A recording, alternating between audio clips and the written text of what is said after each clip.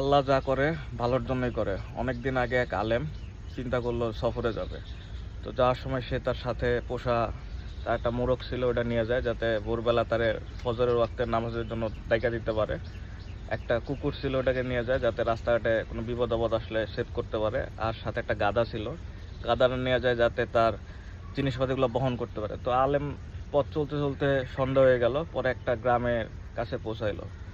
পরে আলেমটি ওই গ্রামে গেল, গ্রামে যা থাকার জন্য আর কি আকুতি করলো, বাট কোনো লোক তাকে ওই গ্রামে রাখলো না। তো আলেম কি করলো, মনের দুঃখে একটা জঙ্গলের যে আশ্রয় নিল। তো রাতের বেলা আলেম যখন ঘুমাইলো, তখন একটু পরে একটা শিয়াল আসলো, আইসা তার মুরগিটা খেয়ে ফেলায়। আলেম তাও চিন্তা করতেছে, যাক আল্লাহ যা করে ভালোর জন্যই করে।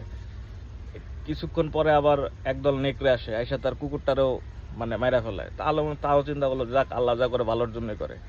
তার আবার একটু পরে পুরো একদল নেকড়ে এসে তার গাদাটারও মাইরা ফেলায়।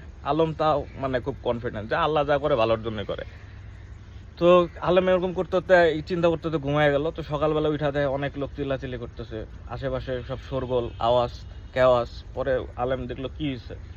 পরে আলেম জানতে পারলো যে ওই গ্রামে ওই রাতে ডাকাত পড়ছিল। তো ডাকাত শুধুমাত্র লুটি করে নাই, অনেক বয়োজ্যেষ্ঠরে মাইরা ফেলছে, অনেক লোকরে মাইরা ফেলছে।